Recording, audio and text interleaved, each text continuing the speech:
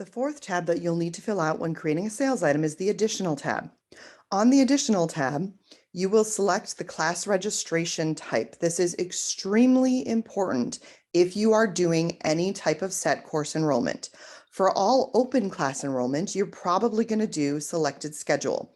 That allows the students to pick their class. However, if you are doing any type of set course enrollment season, this is where you allow students to, with their sales item, register for the whole season. The one I use all the time is same day and time.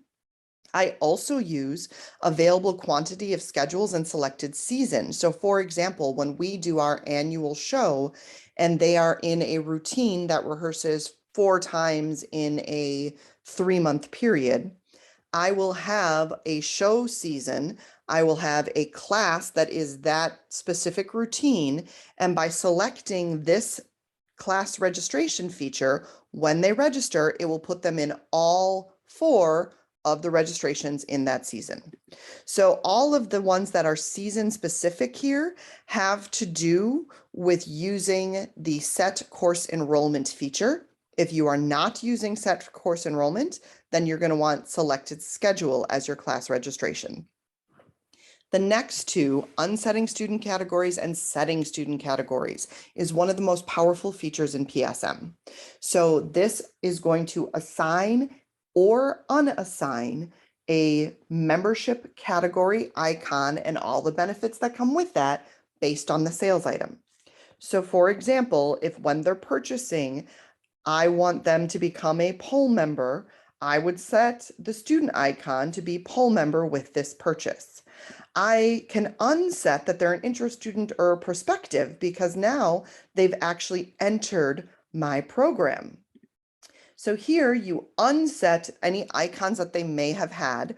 Remember that a lot of studios set up our auto icons. So when they create a membership on your online client, they will automatically be assigned a membership category. So you want to unset that based on the membership category that their membership is now going to give them.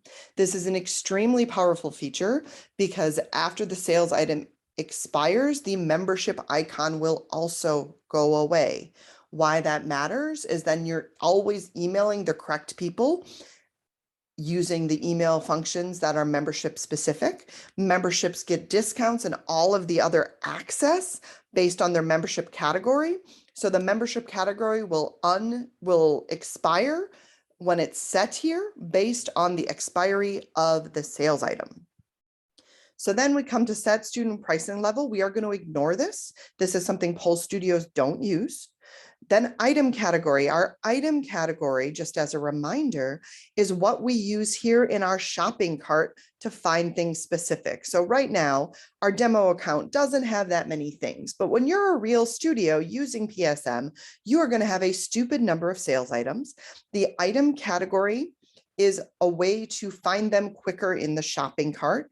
A reminder, you set up the item category and the charge category underneath settings, global settings categories. Charge category is what is going to show up on your reports. So charge category are the different areas that you want to keep track of for your reporting.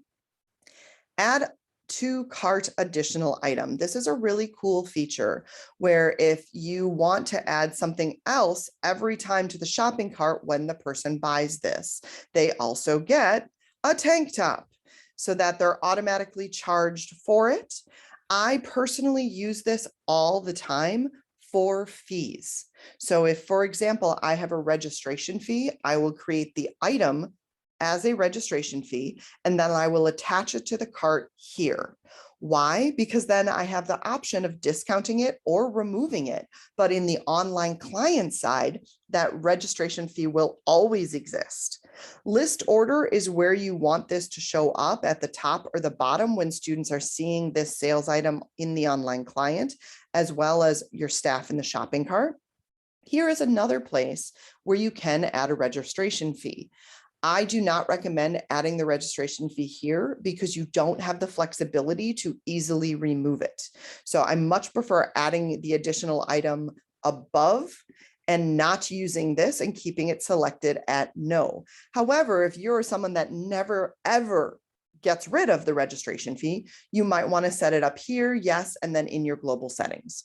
Lastly, on the additional tab, we have the ability to send an email when this sales item is purchased. So I do this all the time when we sell a membership.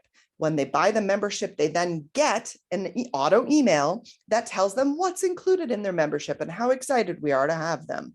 So the first thing you do is you select your email template, and then the send first time only. You want to have selected to know if this is a sales item that they might purchase different times and you want them to get an auto email. However, if it's a monthly reoccurring membership and this is a welcome email, you want to set this to yes. So they only get it the first time they buy the sales item. So these are all the different additional features that you want to set up when creating your sales item to make your lives easier.